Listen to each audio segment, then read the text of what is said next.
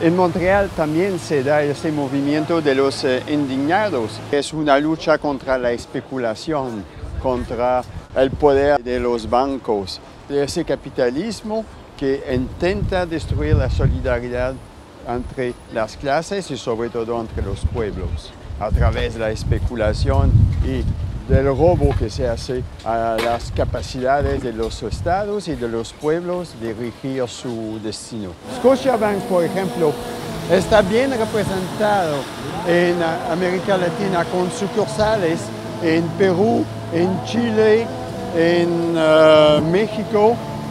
Es uno de los poderes bancarios canadienses que están en América Latina.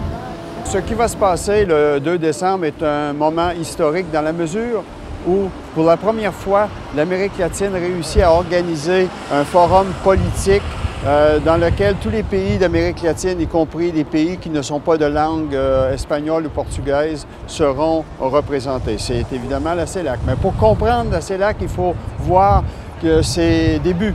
Il y a eu plusieurs tentatives de regroupement de l'Amérique latine, mais c'était toujours des regroupements à finalité économique et commerciale. Cette fois-ci, le but est vraiment politique et l'origine, c'est l'ALBA. L'ALBA qui prend son démarrage en 1998 lors d'une réunion entre Fidel Castro et Hugo Chavez, et qui devient une réalité à partir de 2004 quand il y a des accords entre le gouvernement cubain et le gouvernement vénézuélien. Pour la première fois, un accord porte sur les questions sociales et non sur les questions de commerce, de libre-échange ou de néolibéralisme. C'est vraiment une alternative que ALBA offre au projet d'intégration continentale sous l'égide des États-Unis et dans le cadre du libre commerce que la SLEA, la zone de libre-échange, cherchait à mettre sur pied. Alors, l'ALBA va grossir, mais n'arrivera jamais jusqu'à maintenant à en intégrer l'ensemble de l'Amérique latine. C'est quelques 8 pays qui y participent actuellement. D'où l'idée d'avoir un forum politique qu'est la CELAC. La CELAC, c'est l'idée a été portée par Chavez, oui, mais l'initiateur, c'est beaucoup plus Lula, qui, en 2008, invite les pays d'Amérique latine à se rencontrer au mois de novembre ou décembre 2008 à Salvador de Bahia. Et c'est le premier sommet qui ne regroupe que des pays d'Amérique latine et auquel ni les États-Unis ni le Canada ne participeront. Et il va y avoir par la suite plusieurs rencontres au niveau ministériel et notamment la grande rencontre qui a eu lieu au Mexique en février qui va jeter les bases de ce que deviendra le 2 décembre prochain la CELAC où on approuvera sans doute les statuts et commencera à exister légalement la CELAC. La CELAC n'est cependant pas, ne met pas fin à d'autres organisations qui existent en Amérique latine. L'UNASUR va continuer, l'Union des pays d'Amérique du Sud.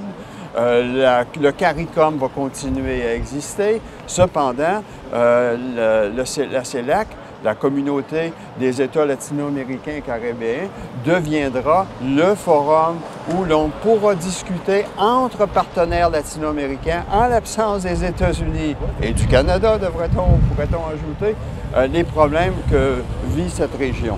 Et pour redevenir un interlocuteur face à la communauté internationale concernant des problèmes d'Amérique latine, que ce soit des problèmes politiques ou des problèmes économiques, parce que depuis 1945, les États-Unis avaient choisi de créer l'OEA à partir de 1948 pour essayer de mettre sous le tapis toutes les questions qui pouvaient surgir devant les Nations unies et de les discuter dans le cadre de l'OEA qui dominait totalement. Or, l'OEA a toujours été comme un ministère des Affaires latino-américaines dirigé depuis Washington et avec le poids énorme qu'avaient les États-Unis dans cette organisation. Alors, c'est une sorte de solution de rechange à ce dialogue qui est toujours un dialogue entre inégaux les États-Unis face à l'Amérique latine, divisés, que les États-Unis cherchaient à diviser, à mettre les pays les uns contre les autres. Chaque fois qu'il avait un dossier, on l'a bien vu à propos de Cuba, les États-Unis ont manœuvré pour faire expulser Cuba de l'OEA et ensuite pour empêcher son retour jusqu'à tout récemment. Cuba a choisi de ne pas revenir à l'OEA, bien entendu. Alors, la CELAC est donc un moment historique pour l'Amérique latine et espérons que tous les pays d'Amérique latine choisiront de s'impliquer profondément dans cette organisation nouvelle pour le bien de leur peuple. Parce que jusqu'à présent, les organisations, comme je le disais, ont eu une finalité économique, commerciale, investissement, mais non pas des questions sociales que la lutte contre la pauvreté, contre la malnutrition, contre les changements climatiques, contre les désastres naturels, pour la création d'infrastructures, de meilleures routes, etc.